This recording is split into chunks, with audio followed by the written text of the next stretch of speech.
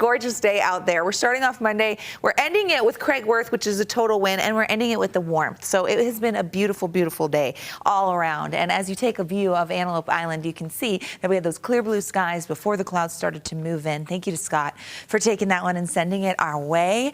And we know that those temperatures didn't quite feel like the end of February. Satellite radar shows that deck of clouds on the move. We've got a disturbance moving through tonight.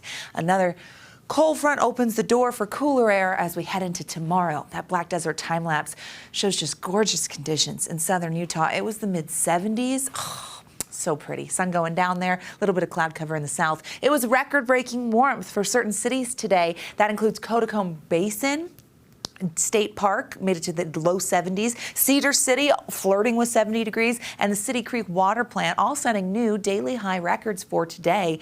With that warmth, end of February, with the spring fever settling in. We still have mild temperatures out there, especially with the cloud cover. We've got 30s in Logan, but 50s in Ogden. Look at that temperature spread there. 54 in Salt Lake.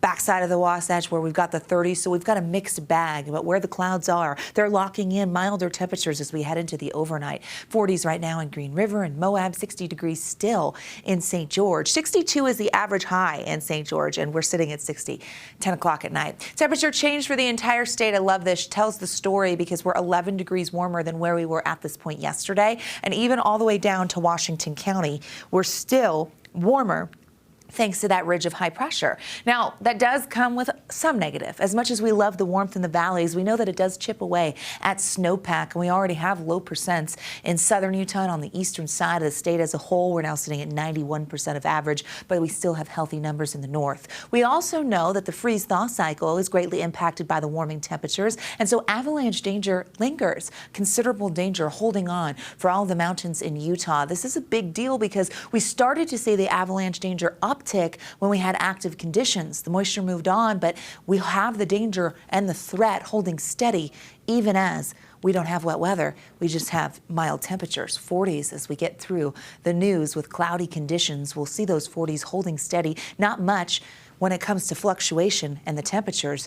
By 9 a.m., partly cloudy conditions, but we will stay a little cooler. We're going to be above average tomorrow, but not quite as warm as we were today. Where you're seeing the orange, that's where we see those above average temperatures. But with our cold front, our subtropical jet stream drops a little bit, so cooler air moves through northern Utah. The front will make its way through the state, allowing for Wednesday to be cool, but we're going to back off of the 60s, 64 that we saw today. Yeah, nope, tomorrow we're going to be a little cooler, but still above average. Futurecast did show some moisture wanting to come through with this front.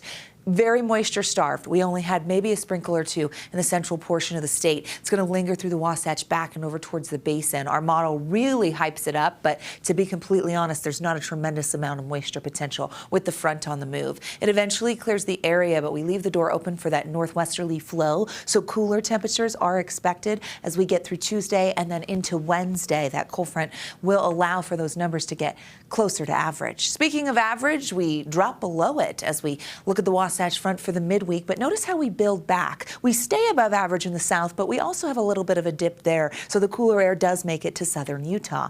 We are dry, though. Upper level futurecast shows that ridge of high pressure. Here comes that cooler little situation with that disturbance moving through. Our ridge builds back Thursday and through the weekend. We start to see the chance of a low meandering through the desert southwest. That could make some showery activity for southern Utah, but we're going to keep our eye on that. Our next large weather maker right now looks to be early next week, but it's several days away, so we're going to keep you forewarned and keep you in the know. Above average temperatures on the 6 to 10 day outlook here, and you're going to see that precipitation stays in the forecast, hinting at above average chances, so maybe an active pattern could be looming around the corner. We won't have that, though, for the close of the work week. We're going to change things up with that high pressure.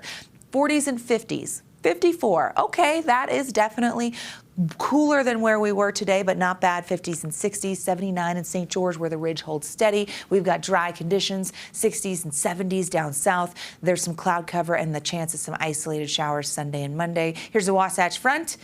Cooler for the midweek, which is actually average, and then we warm and fairly quiet.